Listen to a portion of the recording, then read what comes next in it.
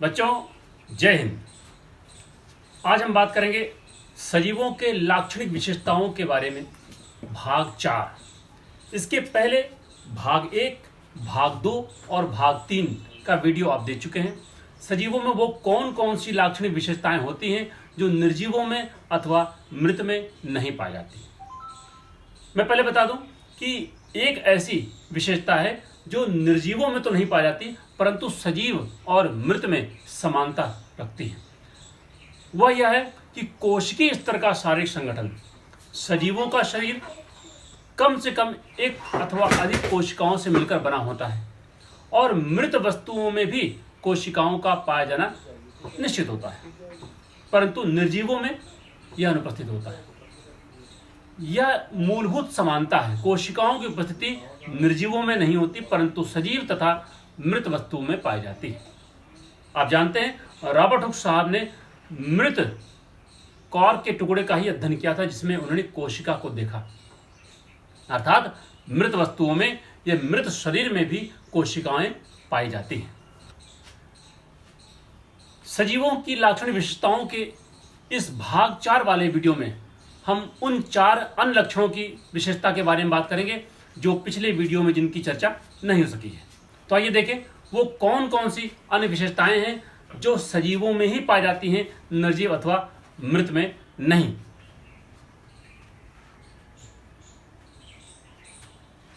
Mutation, उत्परिवर्तन।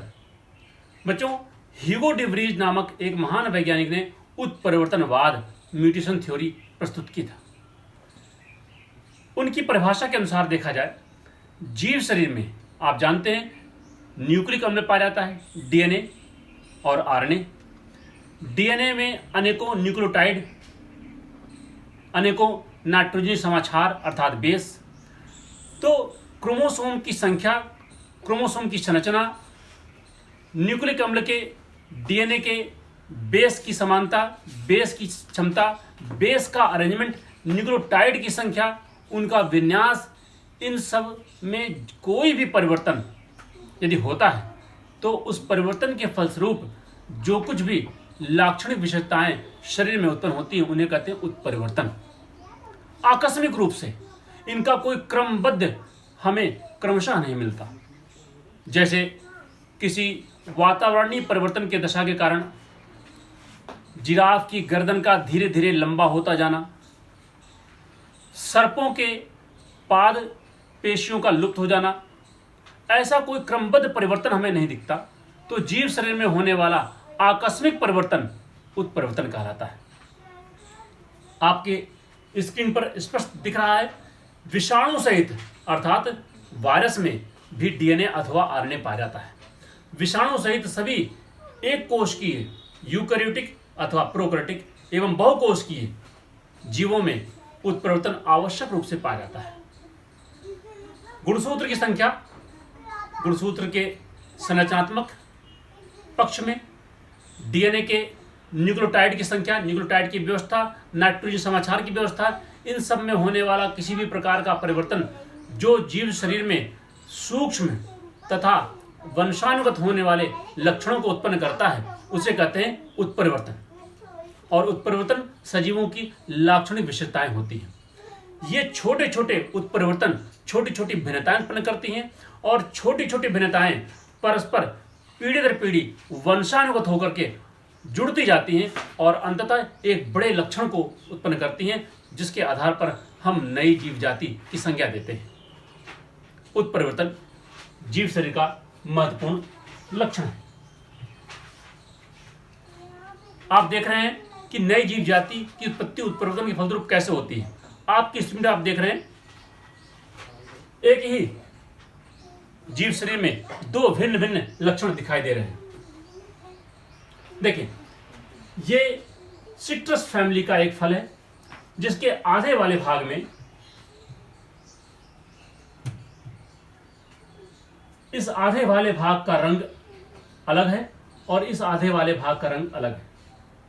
उसी प्रकार ये एक ही पुष्प में देखें आप 2 रंग दिख रहा है, एक यह रंग पेटल का और यह रंग।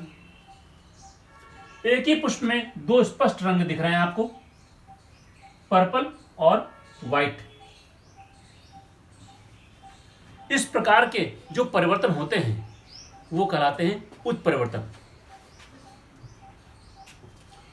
यह उत्परिवर्तन, जैसा कि मैंने पहले कहा, विषाणु सहित सभी एक कोशिकीय तथा बहुकोशिकीय यूकैरियोटिक एवं प्रोकैरियोटिक सभी पादप एवं जंतुओं में आवश्यक रूप से पाए जाते हैं। आपने पौधों में उदाहरण देखा, जंतुओं में देखें, आप देख रहे हैं एक ही जीव में दो सिर वाले, यह भी उत्परिवर्तन की श्रेणी में आता है। आपने अपने आसपास कई लोगों से ऐसी मुलाकात की होगी जिनके हाथों में 5 से अधिक उंगलियां होती हैं अथवा उंगलियां आपस में जुड़ी हुई होती हैं। यह भी उत्परिवर्तन का ही एक उदाहरण है। आप देख सकते हैं आपकी स्क्रीन पर जुड़ी हुई उंगलियों का एक उदाहरण स्पष्ट है। तो उत्परिवर्तन छोटी छोटी भिन्नताओं को उत्पन्न करते हैं और ये भिन्नताएं पीढ़ी दर पीढ़ी यदि आनुवंशिक होते हैं, वंशानुगत होते हैं, तो परस्पर जुड़ते हुए एक बड़े लक्षण को उत्पन्न कर देते हैं और तब जीव शरीर अपने पूर्वजों से पूर्णतः भिन्न हो जाता है और फिर उसे हम नई जीव जाति की संज्ञा दे देते हैं। आइए अगले लक्षण की बात करें, आनुवंशिकी एवं वंशानुगति। बच्चों, आप जानते हैं कि यदि हम आम के बीज का रोपण करेंगे तो किस प्रकार का पेड़ पैदा होगा? आम का पेड़। और यदि आम का पेड़ है तो उसमें कैसा फल होगा? आम का ही फल। अर्थात जैसा बीज हम बोएंगे वैसा ही पेड़ और वैसा ही फल हमें मिलेगा। हम प्रायः कहते भी हैं कि बोया पेड़ बबूल का तो आम कहां से खाए, जैसा पिता वैसा पुत्र। ये सभी कहावतें ये बताती हैं कि हमें इस बात का ज्ञान है कि माता पिता के लक्षण संतानों में जाते हैं। अर्थात जीव विज्ञान की वह शाखा जिसके अंतर्गत पैतृक लक्षणों की संतानों में पीढ़ी दर पीढ़ी वंशागति का अध्ययन किया जाता है, उसे कहते हैं आनुवंशिकी। और आनुवंशिक गुणों का पीढ़ी दर पीढ़ी जाने की प्रक्रिया कहलाती है वंशागति। The branch of biological science which deals with the study of inheritance of parental trait to the offspring through generation is called genetics। आनुवंशिकी विज्ञान के जनक के रूप में हम जानते हैं ग्रेगर जोहान मेंडल साहब को, और भारतीय आनुवंशिकी जनक हैं, आपने नाम सुना होगा, डॉक्टर लालजी सिंह। आनुवंशिकता और वंशागति यह भी सजीवों का लाक्षणिक गुण है। यह मृत अथवा निर्जीवों में पाई जाती और सभी एक कोश की, बहुकोश की, यूकैरियोटिक, प्रोकैरियोटिक पौधे एवं जंतु सभी में यह लक्षण वंशानुगत होते हैं या आवश्यक रूप से पाए जाते हैं। तो आइए देखें, आप देख रहे हैं आपकी स्क्रीन पर माता एवं पिता संक्रमित और स्वस्थ दोनों उदाहरण हैं। आप देख रहे हैं ये फादर की श्रेणी में और ये मदर। माता के लक्षण पुत्र एवं पुत्रियों दोनों में जा रहे हैं, परंतु पिता के लक्षण आप देख रहे हैं पुत्र एवं पुत्री दोनों में जा रहे हैं। अर्थात संतानों में पैतृक लक्षणों की पीढ़ी दर पीढ़ी वंशागति होती है। तो यह उदाहरण है आनुवंशिकता एवं वंशागति का, और यह लक्षण केवल सजीवों में ही पाया जाता है, निर्जीवों अथवा मृत वस्तुओं में नहीं पाया जाता। बच्चों, सजीवों के शरीर में आनुवंशिकता के फलस्वरूप नई जीव जाति की उत्पत्ति कैसे होती है उसका उदाहरण हम लोग देख लें। आप देखें, जैसे कि आपने जाना कि पहले जिराफों की गर्दन छोटी हुआ करती थी और उनका जो आकार संभवतः बकरी के आकार का था, परंतु वातावरणीय दशा परिवर्तन के कारण भूमि पर पाए जाने वाले शाकीय पौधों की संख्या जब कम हुई, उनकी मात्रा कम हुई, तो उन जिराफों ने, जो पहले कभी घास खाया करते थे, उन जिराफों ने ऊंचे वृक्ष की निचली शाखाओं एवं पत्तियों को खाना प्रारंभ किया और इसके लिए उन्हें अपनी अगली टांगों और गर्दन को बार बार अपलिफ्ट करना पड़ा।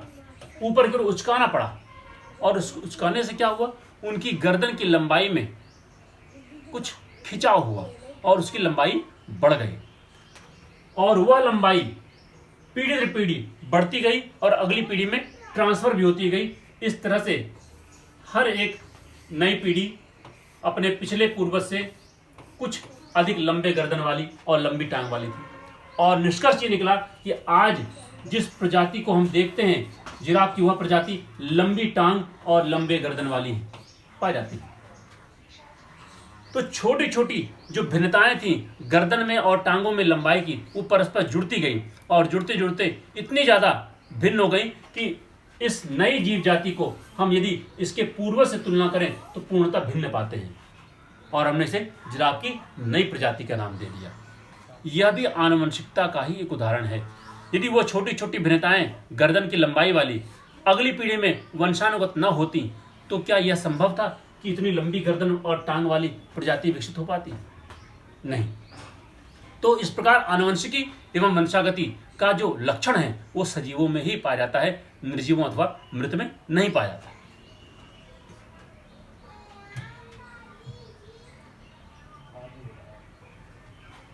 नेक्स्ट लक्षण, रोगी एवं स्वस्थ होना। बच्चों, हम जानते हैं कि हमारे शरीर में विभिन्न प्रकार के रोगाणु निरंतर प्रवेश करते रहते हैं। वातावरणीय दशा परिवर्तन का हमारे जीव शरीर पर प्रत्यक्ष अथवा अप्रत्यक्ष रूप से प्रभाव पड़ता है। हमारे खान पान में विभिन्न प्रकार के बदलाव आते हैं जिससे हमारा शरीर रोगों से ग्रस्त हो जाता है। हमारी दिनचर्या निरंतर परिवर्तनशील होती है, इससे भी हमारा शरीर अफेक्टेड होता है। परंतु क्या आपने देखा है किसी स्थान पर पड़े हुए पत्थर को समय के अनुसार रोगी अथवा स्वस्थ होते हुए? नदी, तालाब, पत्थर, वायु, इन सब में जीव शरीर का अंश नहीं पाया जाता, सजीवता नहीं पाई जाती।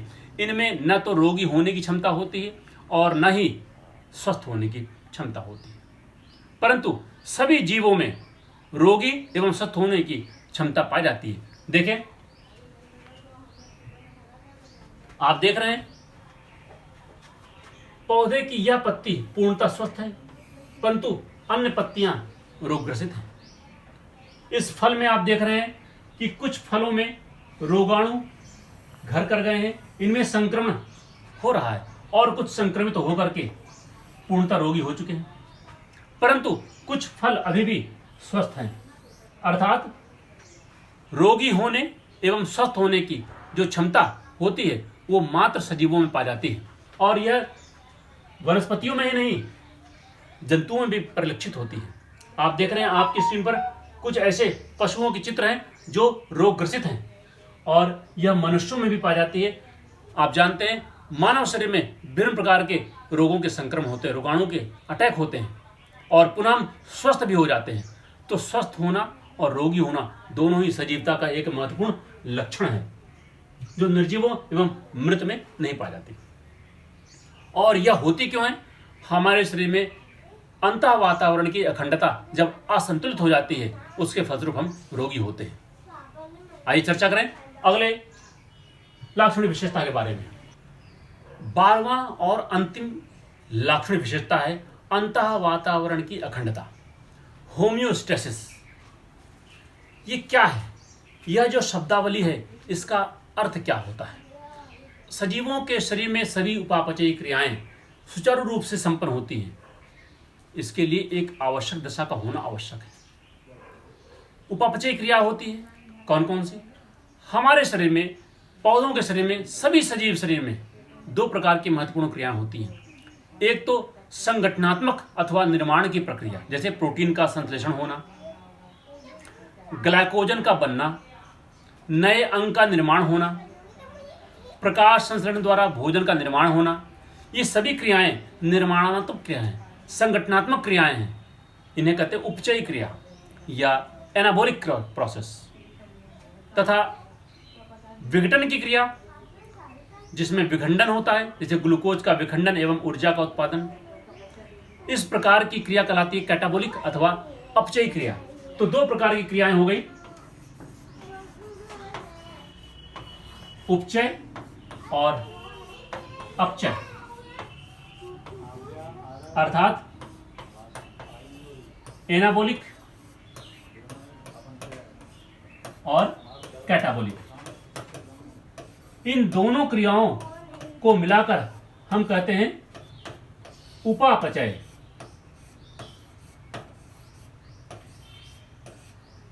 अर्थात मेटाबॉलिक।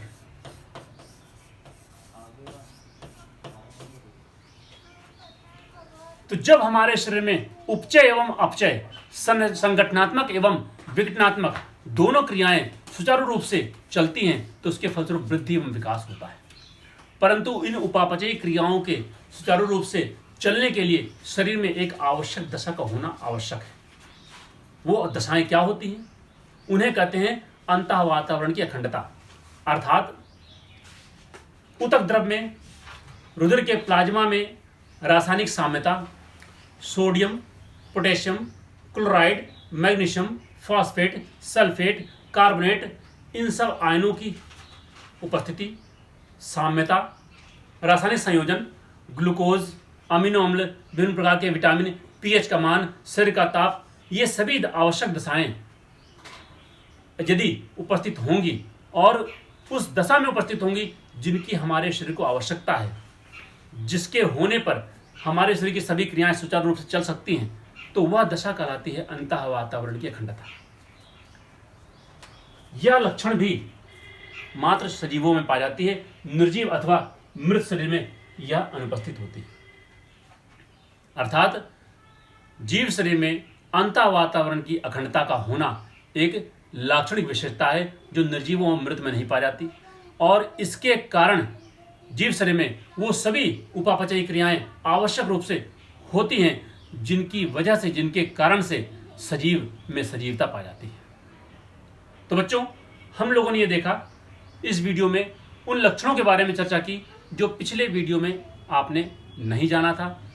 तो इस प्रकार सजीवों की लाक्षणिक विशेषताओं के 4 वीडियो मैंने आपको दिए। आप उन्हें पॉज करके नोट्स बना सकते हैं, परीक्षा की तैयारी कर सकते हैं। किसी प्रकार का यदि इस वीडियो से संबंधित आपके मन में प्रश्न उठ रहा है तो आप इस व्हाट्सएप नंबर पर कॉल कर सकते हैं, मैसेज कर सकते हैं, व्हाट्सएप कर सकते हैं और अपने साथियों को इस वीडियो को भेज सकते हैं। सब्सक्राइब कीजिए निःशुल्क शिक्षा के लिए। जय हिंद, जय भारत।